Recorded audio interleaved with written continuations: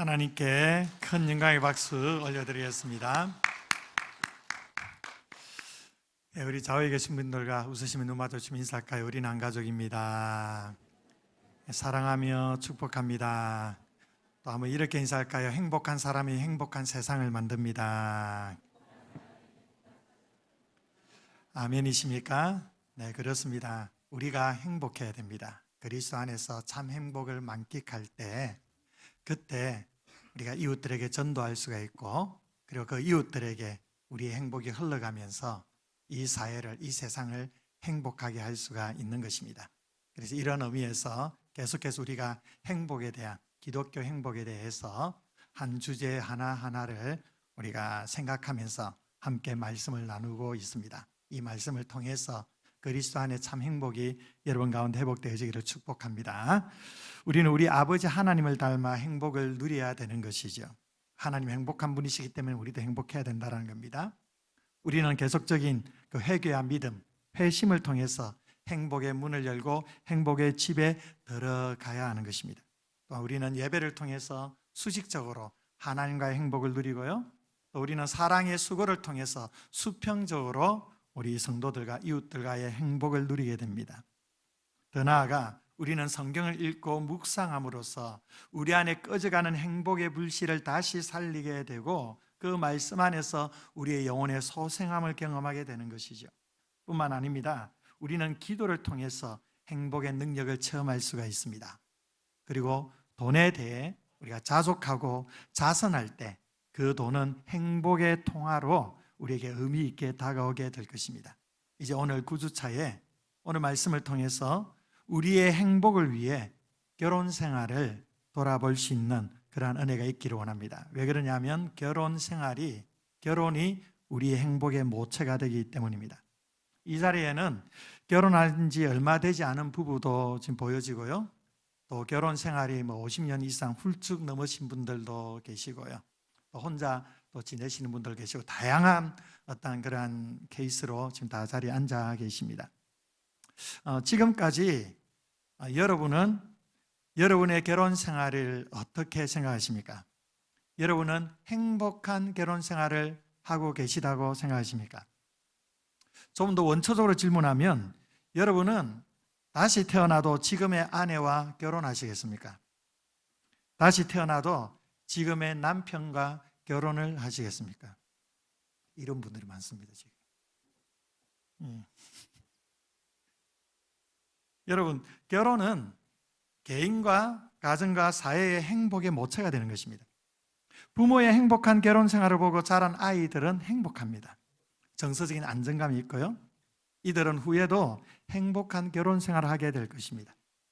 이러한 부부가 많이 모인 사회가 행복한 사회가 되는 것이죠. 결혼 생활은요, 배우자의 노력에 따라 그 결혼 생활은 지옥이 될 수도 있고 또 천국이 될 수가 있는 것입니다. 결혼 생활이 지옥이 되는 원인이 무엇인지 아십니까? 남편이 자기 행복을 위해서만 살기 때문에 지옥이 되는 겁니다. 남편이 자기 마음대로 살려고 하니까 불행하게 되는 것이죠.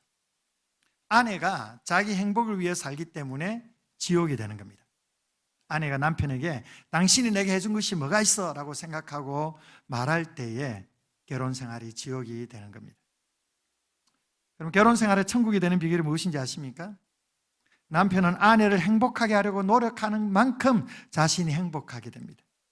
아내는 남편을 행복하게 하려고 노력하는 만큼 자신이 행복하게 됩니다. 이를 통해 결혼 생활로 천국을 경험하게 되는 것이죠. 연예인 중에 대표적인 인고 부부인 션과 정혜영 부부를 여러분 아실 것입니다. 이 션은 대한민국 남자들의 공공의 적이라고 일컫기도 합니다. 이 션은 이 세상에서 가장 멋진 남자가 누굽니까? 라고 질문을 했을 때 이렇게 얘기를 했습니다. 이 세상 모든 여자가 부러워할 정도로 자기의 여자를 행복하게 하는 남자라고 대답을 했습니다. 그리고 또한 반대로 자기 남자를 이 세상 모두가 존경할 수 있게 만드는 여자가 이 세상에서 가장 멋지고 아름다운 여자라고 했습니다. 성경이 말하는 행복의 비결을 정확하게 제시해주는 말이라 할 수가 있습니다. 오늘 본문이 바로 이러한 부부 생활의 중요한 원리를 가르쳐주고 있습니다. 먼저 행복한 결혼 생활을 위해서 아내는 남편에게 복종해야 된다고 말씀합니다. 아내는 남편에게 복종해야 됩니다. 우리 여성분들 믿으십니까? 별로 아멘이 없으십니다. 굉장히 불편하신 것 같습니다. 그동안 사실 이 명령에 대한 오해가 있었습니다. 아내들이요, 자기 남편에게 복종하라고 하니까 여자는 남자보다 열등한 존재라고 생각을 했어요.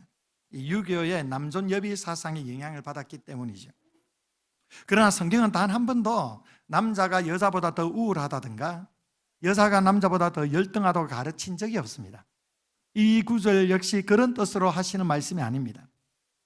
결혼을 창조하신 하나님은 이렇게 말씀하셨죠. 창세기 2장 18절에 보면 여호와 하나님이 이르시되 사람이 혼자 사는 것이 좋지 아니하니 내가 그를 위하여 돕는 배필을 지으리라 하시니라.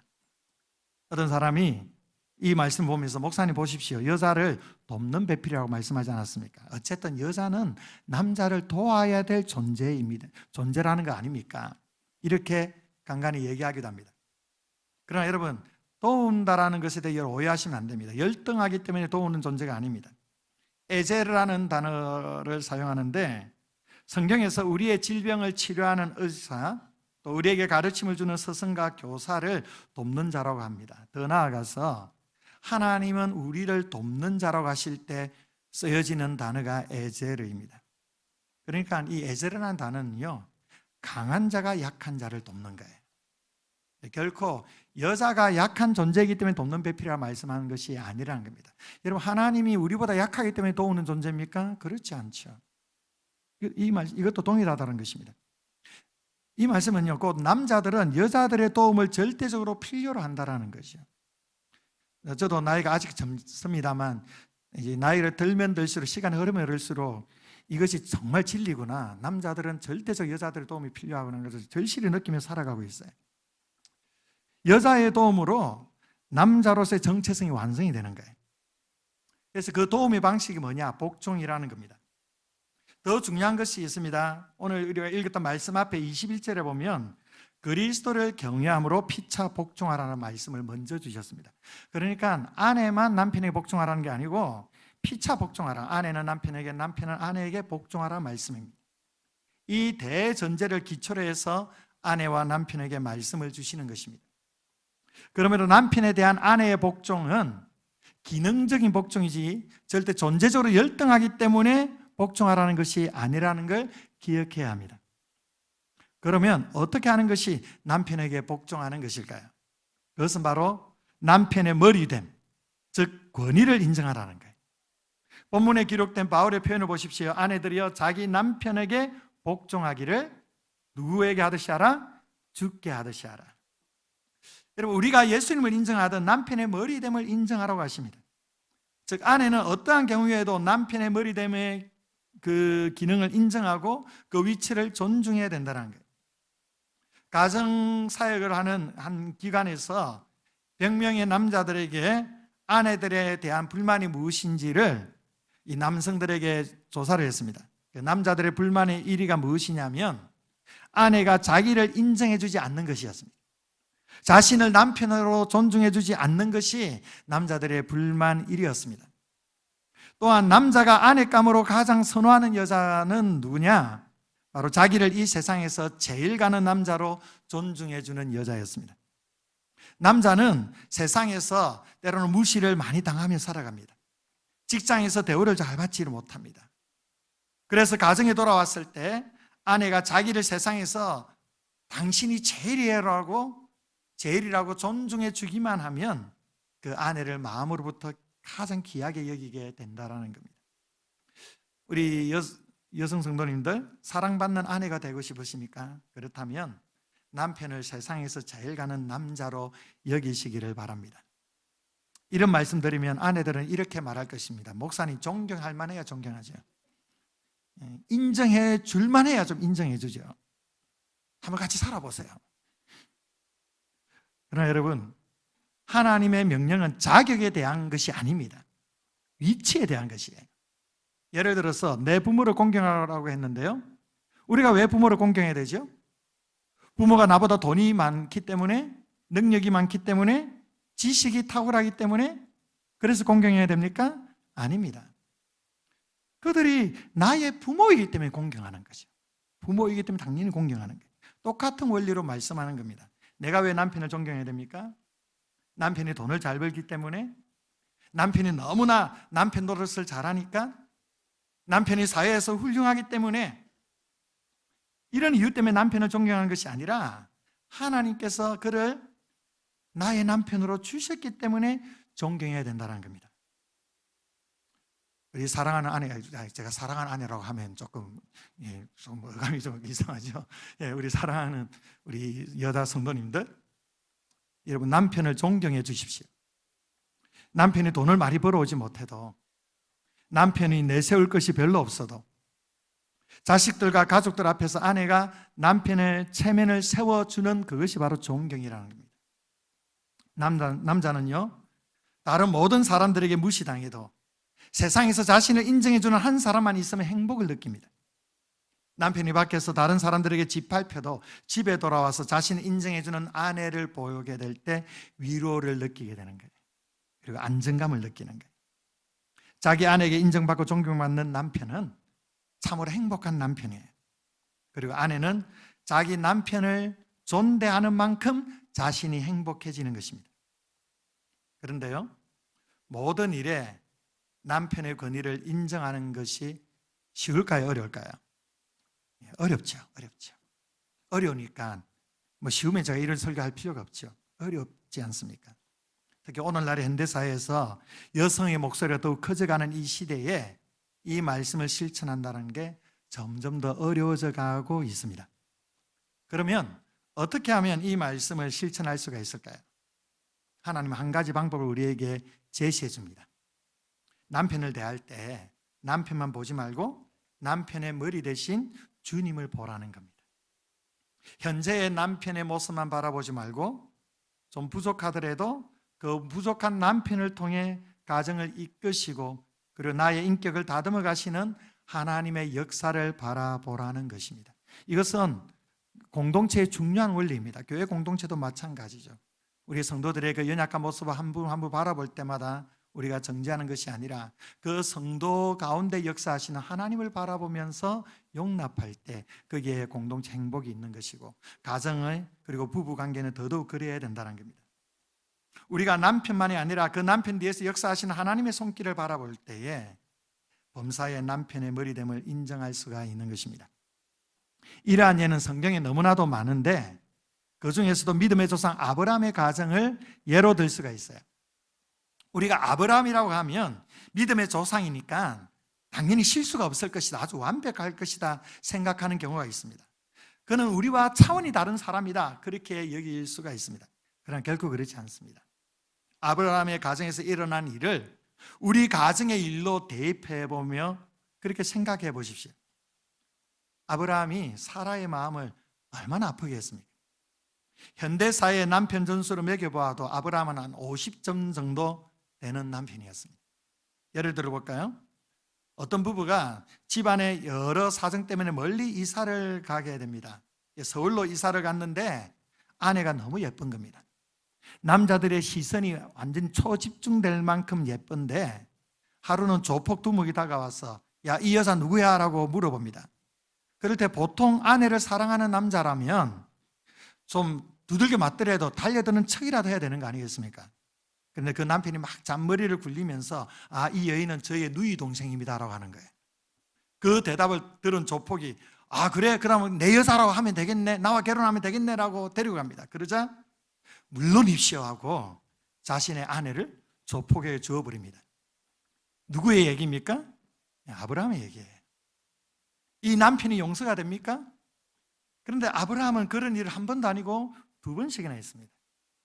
어디 그뿐이겠습니까? 사라는 결혼하고 아이를 못 낳았습니다. 오랫동안 아이를 못 낳았습니다.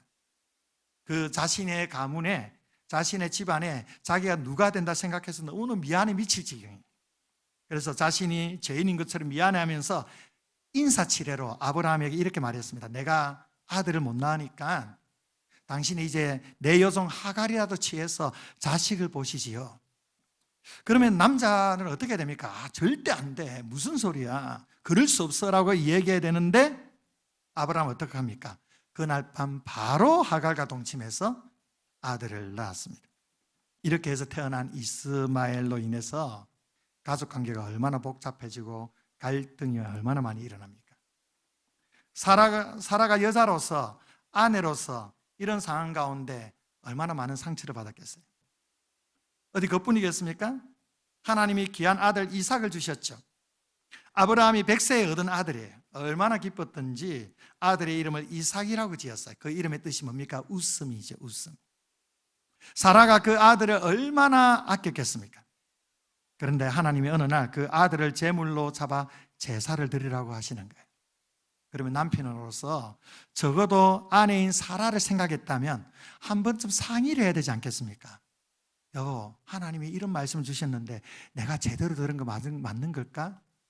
아니면 하나님이 이런 말씀 하시는데 우리 좀 힘들더라도 하나님께 바쳐야 되지 않을까? 한 번쯤 대화를 나눠야 되잖아요. 그런데 아브라함은 사라에게 한마디 상의도 없이 그것도 몰래 이삭을 모리아산으로 데려갔습니다. 하나님이 살려주셨기에 망정이지 칼을 들어서 진짜 그 귀한 아들을 죽이려고 했죠. 만약 그것을 사라가 알았다면 사라가 아브라함과 같이 살려고 했을까요? 제가 만약 여자라면 이혼 서류에 도장을 여러 번 찍어도 찍었을 것 같아요. 여러분, 아브라함은 이렇게 실수를 많이 하고 남자로서 해서는 안 되는 일들을 참 많이 저지른 그런 사람입니다. 그럼에도 불구하고요, 놀라운 것은 성경에 보니까 사라가 아브라함을 향해서 뭐라고 칭해나냐면 여보라고 하지도 않아요. 당신이라고 말하지 않습니다. 주여라고 칭했습니다. 주. 어떻게 이런 일이 가능합니까? 사라가 아브라함만 바라보았다면 불가능했을 거예요. 아브라함의 가정이 어떻게 믿음의 가정이 된 줄 아십니까? 그것은 아브라함 혼자 이룬 것이 아니에요. 아브라함의 많은 실수에도 불구하고 그 뒤에는 사라의 믿음이 있었던 거예요. 사라는 자기 남편만을 보지 않았습니다. 남편의 현재 모습만 보지 않았어요. 지금은 부족한 게 많지만 언젠가 그를 좋은 남편으로 만들어주실 하나님의 역사를 믿음으로 바라본 것입니다. 그리고 그 남편을 무시하지 않았습니다. 믿음으로 남편을 바라보고 그 남편을 자신의 머리로 여겼습니다. 그러한 과정을 통해 비로소 아브라함은 믿음의 조상으로 지금까지 존경받고 있습니다. 이것이 아내들을 향한 하나님의 명령입니다. 우리 여성 성도 여러분, 아내 여러분, 남편 가운데 함께 하시는 예수 그리스도를 바라보면서 범사의 남편을 자신의 머리로 인정하십시오. 특별히 예수 믿지 않는 남편이면 더더욱 남편의 그 머리, 남편의 권위를 인정해 주십시오. 존경해 주십시오. 그래야 전도의 문이 열리게 되는 것입니다. 내가 인정하지도 않는데, 너가 존경해 주지도 않는데, 당신 때문에 불행해라고 얘기를 하고 있는데 어떻게 전도의 문이 열려지게 되겠습니까? 여러분, 남편을 자신의 머리를 인정해 주십시오. 그러면 남편이 행복해집니다. 행복해지는 그 남편을 통해 우리가 행복한 것입니다. 그리고 그것을 바라보는 자녀들도 행복하고요, 더 나아가서 이 귀한 가정을 통하여 이 사회가 행복하게 되는 거예요. 그리고 이러한 과정을 통해 우리 남편이 존경하는 남편으로 아름답게 세워져 가게 될 것입니다. 남편을 존경하시기를 바랍니다. 두 번째 비결은요, 남편이 아내를 사랑하라는 거죠. 에베소서 5장 25절에 이런 말씀이 있습니다. 우리 함께 읽어볼까요? 남편들아, 아내 사랑하기를 그리스도께서 교회를 사랑하시고 그 교회를 위하여 자신을 주심같이 하라. 아멘. 자, 여자는 남편에게 복종해야 된다 했습니다. 죽게 하듯이 범사의 그의 머리됨을 존중하고 인정하라고 했습니다. 또한 남편은요, 어떻게 해야 됩니까?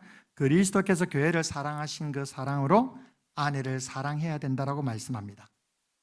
그리스도가 교회를 어떻게 사랑하셨습니까? 한마디로 희생적인 사랑이었죠. 남편과 아내에 관한 이 구절을 살펴보면 남편에게 더 많은 명령을 주는 것을 보게 됩니다. 이는 아내의 책임보다도 남편의 책임이 더 많음을 말합니다. 구절수로 보아도 그렇고 강도로 봐도 그렇습니다. 남자는 먼저 여자가 자기에게 복종할 수 있도록 희생적인 사랑을 보여라는 겁니다. 교회가 그리스도를 먼저 사랑한 것이 아니고요, 그리스도가 먼저 우리를 사랑하신 것처럼 우리도 먼저 사랑하라는 거예요. 그 교회를 위하여 자신을 주심같이라고 말씀하죠. 예수님께서는 당신의 신부된 교회와 성도들을 위하여 자기 자신을 기꺼이 내어주셨습니다. 남편들은 아내를 위해 자신을 온전히 내어줄 수 있어야 합니다. 아내를 위해 기꺼이 희생하라는 것입니다. 그 희생적인 사랑이 어떤 사랑이냐? 바로 목적이 분명해야 된다는 겁니다. 에베소서 5장 26절 27절에 이렇게 말씀합니다. 이는 곧 물로 씻어 말씀으로 깨끗하게 하사 거룩하게 하시고 자기 앞에 영광스러운 교회로 세우사 티나 주름 잡힌 것이나 이런 것들이 없이 거룩하고 흠이 없게 하려 하심이니라. 전통적으로 여자는 집안에서 살림만 하고 남자의 일과 성취를 돕는 것으로 많이 생각하며 살아왔습니다. 주체가 남자고 여자는 언제나 옆에서 돕는 자라고 생각했는데요. 그런데 사도행전을 읽어보십시오. 사도행전에서 주님이, 우리 예수님이 믿는 자들과 교회를 어떻게 대하셨을까요? 예수님은 주인이시고 주인 대신 예수님이 교회를 종처럼 부리셨습니까? 아닙니다. 예수님이 주인공이고 교회는 엑스트라였을까요? 그렇지 않아요. 사도행전을 자세히 읽어보면 예수님은 어느 날 갑자기 무대 뒤로 사라지십니다. 그리고 그 무대에서 스포트라이트를 받는 것은 교회였습니다. 제자들과 성도들과 사도들이었던 것입니다. 주님은 무엇을 하셨습니까? 그들이 무대의 주인공이 될 수 있도록, 스포트라이트를 받을 수 있도록 성령을 통해 역사하셨습니다. 그들의 배후에서 감독해 주셨습니다. 때로는 직접 환상 중에 나타나셔서 이 제자들을, 사도들을 격려해 주시고 힘을 주시기도 하셨습니다. 사도행전의 주인공인 다름 아닌 사도들과 성도들이었습니다. 물론 궁극적인 주인공은 예수 그리스도죠. 그러나 사도행전의 표면적으로 드러나는 것은 그리스도께서 역사의 주인공으로 사도들을 세우시는 것을 볼 수가 있습니다. 바로 26절, 27절 말씀이 이 말씀을 하는 거예요. 아내를 향한 남편의 사랑은 아내가 꽃을 피울 수 있도록 목적을 가지고 자기의 아내를 만들어 가라는 거예요. 믿음의 남편들이 할 일은 아내가 믿음 안에서 마음껏 자라고 자신의 은사에 따라 마음껏 봉사할 수 있도록 잘 돌보아주고 격려해주고 밀어줘야 된다는 겁니다. 아내를 보다 더 돋보이게 해야 된다는 거예요. 어떤 가정학자는 남편을 아내를 가꾸는 원예사라고 비유를 했습니다. 집에 있는 꽃인 아내가 시들어 있습니까? 그렇다면 성경적으로 좋은 남편이 아닌 겁니다. 집에 들어가면 그 꽃이 활짝 피어 있습니까? 활기가 넘칩니까? 그렇다면 좋은 남편입니다.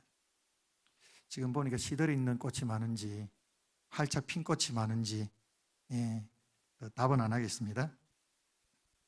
여러분, 아내는 예민한 화초이기 때문에 물을 주고 섬세하게 가꾸지 않으면 금방 시들어 버립니다. 남편은 할 일이 뭐냐? 이렇게 목적이 있는 사랑으로 아내를 이끌어주는 거예요. 아내가 영적으로, 육적으로, 정신적으로 잘 자랄 수 있도록 잘 보호해주고 케어해주는 거예요. 사실 여자의 길을 세워주고 은사를 개발시켜주는 것은 그렇게 어려운 일이 아닙니다.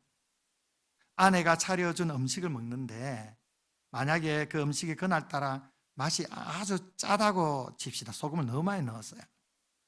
하지만 그 음식을 먹고 아주 맛있다고 한마디만 해주면 아내는 최선을 다해 다 열심히 요리를 해줄 것입니다. 짜다는 것은 아내도 잘 알아요. 다음부터는 더 잘해야지 이런 생각이 드는 거예요. 그게 어려운 게 아니잖아요. 정성 들여서 음식을 만들어 차렸는데 남편이 음식을 대하면서 가장 먼저 던지는 첫 마디가 왜 이렇게 짜냐 하면서 짜증을 내면 어떻습니까? 그 다음부터 요리할 맛이 안 나는 거예요. 소금을 더 많이 쳐버리는 거죠. 아내가 미용실에 다녀왔는데 좀 머리 모양이 좀 내 스타일이 아니에요. 그런데 좀 이상하더라도 그 머리 참 잘 어울린다고 예쁘다고 해보십시오. 그러면 더 열심히 자신을 잘 아름답게 가꾸어 나갈 것입니다. 이 아내들은요, 남편의 한마디 말에 웃기도 하고 울기도 하는 것이죠. 그리스도께서 물로 씻어 교회를 거룩하게 하셨어요. 여러분, 우리가 얼마나 부족했습니까? 얼마나 못난 죄인입니까? 그러나 그리스도는 우리를 향해 사랑을 한없이 퍼부어 주셨습니다. 우리가 깨끗하지 못하니까 예수님 십자가에 못 박혀 피 흘리신 거예요. 우리를 깨끗하게 씻겨주셨습니다. 우리의 부족함을 주님께서 온전히 채워주셔서 우리를 거룩하게 하셨습니다. 우리 남편들이 이 사랑을 아내에게 퍼부으라는 것입니다. 아내의 삶이 꽃이 피도록 더욱 아름답게 성장할 수 있도록 잘 돌봐 주어라는 것입니다. 이것이 희생적인 사랑이에요. 또 28절에 보면 이런 말씀이 있죠. 이와 같이 남편들도 자기 아내 사랑하기를 자기 자신과 같이 하라라고 말씀하죠. 자기 아내 사랑하기를 자기 자신과 같이 하라고 말씀합니다. 자기 자신과 같이 하라는 것은 어떤 의미일까요? 이것은 실천하는 사랑이에요. 표현하는 사랑입니다. 제가 생각할 때 자기에 대한 그 사랑의 특징은요, 반드시 실천이 있다는 거예요. 내가 배가 고픕니다. 그럼 어떻게 합니까? 좀 먹어야지 하고 생각만 합니까? 말로만 하고 안 먹습니까? 아니에요. 누구나 내가 배가 고프면 어떻습니까? 먹을 것을 찾습니다. 라면이라도 먹습니다. 곧바로 실천합니다. 목이 마르면 어떡합니까? 목이 마르면 이렇게 그냥 물을 마시는 거예요. 물을 마시는 거죠. 목이 마르는데 물 다음에 먹어야지 하는 사람 없어요. 아프면 어떠합니까? 재빨리 그 손이 아픈 곳을 만져줍니다. 머리가 아픈데 만져야 되겠네 생각만 하는 사람 없습니다. 자기 자신에게는요, 그 사랑이 굉장히 적극적으로 나타나죠. 이것이 바로 남편에게 하나님이 명령하신 사랑이라는 거예요. 아내에 대한 남편의 사랑은 반드시 표현하는 사랑이어야 된다고 말씀합니다. 말이나 생각만이 아니라 실천하는 사랑이어야 된다는 겁니다. 어떤 가정학자가 사랑을 표현하기 위해서는 적어도 두 가지를 함께 해야 된다고 말했습니다. 첫 번째로는 같이 시간을 보내라고 조언을 합니다. 취미 생활을 같이 하는 게 좋다라는 거예요. 가장 좋은 부부관계는 나이가 들면 들수록 친구가 되는 거예요. 저는 가끔 학상공원 같은 데 가보면 그 노부부들이 손잡고 다니는 이런 걸 가끔씩 자주 보는 현상은 아닌데 가끔 보게 되면 너무 아름다워요. 너무 아름다워. 그래서 가능하면 부부가 같은 취미를 개발하는 거예요. 세상에서 제일 나쁜 남자가 어떤 남자인지 아십니까? 평상시에 온종일 직장에서 일하고 저녁에 들어오는데 어쩌다가 공휴일이거나 시간이 나면 혼자서 취미생활하는 사람이에요. 그러면서 저의 취미는 혼자 여행하는 것입니다. 막 자랑을 하고 다니죠. 그런 사람은 취미생활 못하게 해야 돼요. 취미생활을 함께 하십시오. 배드민턴을 친다든지 골프를 친다든지 낚시를 한다든지 등산을 한다든지 함께 시간을 보내는 것입니다. 사랑은 표현되어야 되는 거예요. 두 번째로 사랑을 제대로 표현하기 위해서는 같이 시간을 보낼 뿐만 아니라 끊임없이 대화를 해야 됩니다. 대화를 대놓고 화를 내는 것을 생각하는 분들이 많이 있어요. 공감하는 거예요, 서로. 하나님이 서로 만나게 하셔서 축복을 누리게 하셨죠. 부부끼리 대화를 만끽해야 돼요. TV든 영화든 같이 보며 외식을 나가더라도 남자들끼리만 모이지 말고 부부 동반을 함께 모이고 무슨 일이 있든지 함께 시간을 보내야 되는 거예요. 이렇게 남편은 아내를 위해서 희생의 사랑, 목적을 두는 사랑, 표현하는 사랑을 해야만 합니다. 이런 남편을 둔 아내는 매우 행복해요. 아내가 행복하면 남편은 어떨 것 같습니까? 불행합니까? 아니에요. 남편도 행복합니다. 그것을 바라보는 자녀들도 너무 행복해요. 그 자녀들도 행복한 결혼을 꿈꾸면서 결혼을 하게 됩니다. 그리고 그런 부부들이, 아름다운 부부들이 모여진 사회가 행복한 사회가 되는 거예요. 그래서 행복한 사람은요, 행복한 가정을 만들고 행복한 세상을 만드는 거예요. 이런 점에서 결혼은 행복의 모체가 되는 거예요. 이 부부에서 행복이 발산돼서 교회와 사회에 흘러가게 되는 것입니다. 이제 마지막으로 이런 사랑을 위해서 어떻게 해야 되느냐? 부부가 함께 노력해야 된다는 거예요. 상대방의 노력을 강요하시면 안 됩니다. 가끔씩 이런 부부에 대한 설교를 하면 꼭 집에 가서 이것 때문에 싸웁니다. 복종하랬지, 나 사랑하랬잖아, 이런 막 싸우는 거예요. 그러지 마십시오. 강요할 필요 없습니다. 내가 노력하면 되는 것입니다. 어떤 노력이 있어야 되느냐? 자, 본문 31절 우리 함께 읽어보겠습니다. 31절, 자, 시작.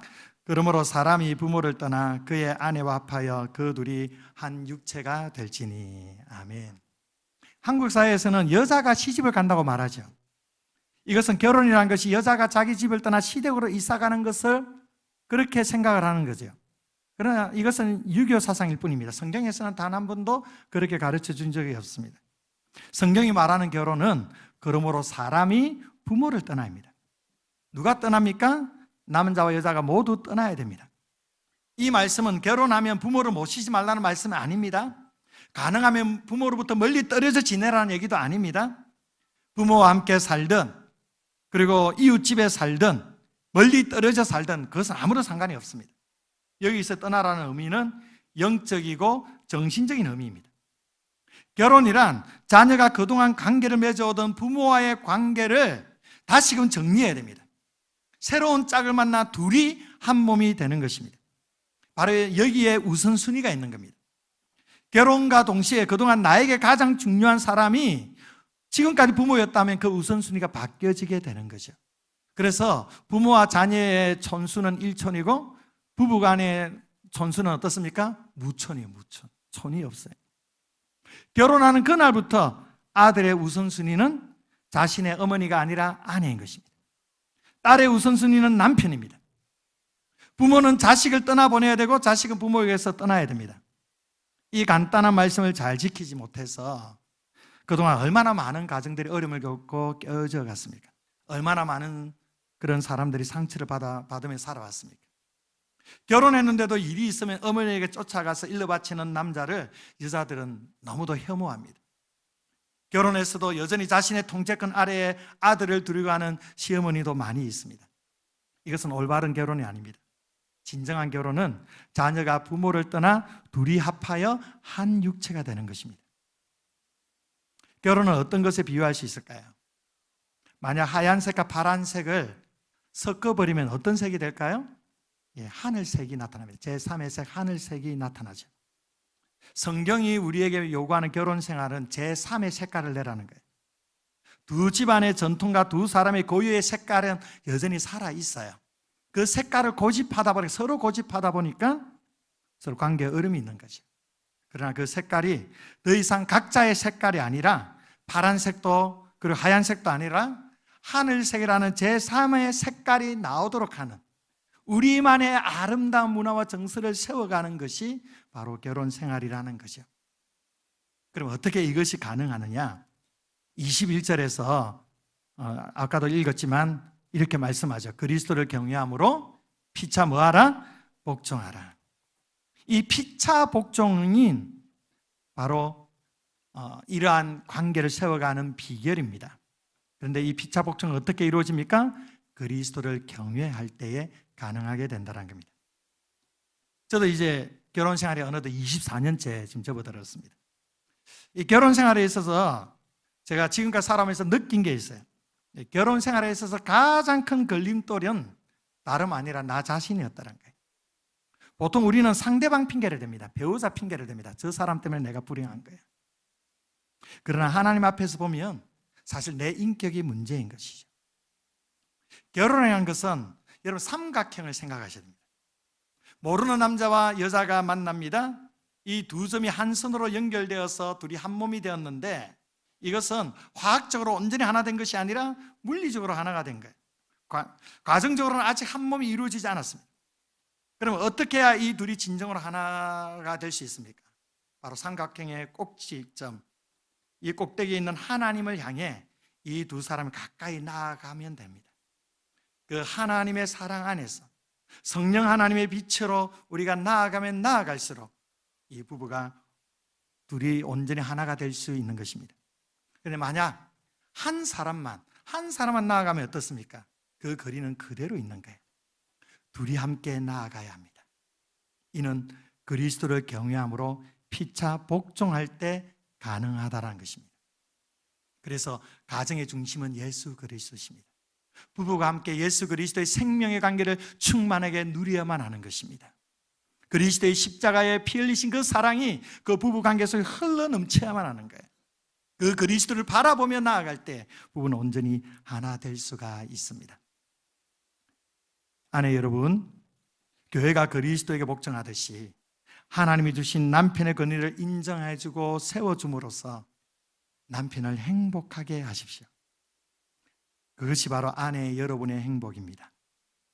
남편 여러분, 그리스도께서 교회를 위해 목숨을 버린 것처럼 목숨을 걸고 아내를 사랑함으로써 아내를 행복하게 하십시오. 그것이 남편 여러분의 행복이에요. 각자가 배우자의 행복을 통해 자신의 행복을 추구할 때에 가정의 행복은 최고조로 이루게 되는 거죠. 이것으로 결혼을 통해 이루시고자 하는 하나님의 뜻이 이루어지게 되는 것입니다. 이 말씀을 들으면서 우리는 늦었어 라고 생각하시는 연세 지긋하신 부부들이 계십니까? 아직 늦지 않았어요. 지금 시작하면 돼요. 1년이든 2년이든 지금부터 이렇게 사시면 됩니다. 나는 이제 배우자가 이미 떠나서 나 혼자밖에 살지 않아. 그런 분들은 오늘 말씀이 좀 그렇게 확 가까이 다가오지 않을 수도 있습니다. 그러나 여러분의 자녀가 있지 않습니까? 여러분의 자손들이 있지 않습니까? 여러분의 자녀들이, 여러분 자손들이 이런 행복한 결혼 생활을 할 수 있도록 여러분 좋은 멘토가 되어 주십시오. 그리고 아직 앞으로 창창히 많이 살아갈 인생이 살아갈 날들이 많이 남은 부부들이 계십니까? 언제 우리가 인생의 끝이 이를지 알 수가 없습니다.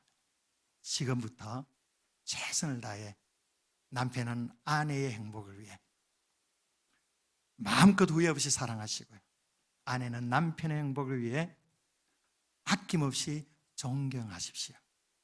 이것을 통하여 우리는 하나님의 행복을 충만하게 누리게 될 것입니다. 우리가 행복할 때 교회도 행복하고 사회도 행복하고 이 세상이 행복한 세상으로 만들어지게 되는 것입니다.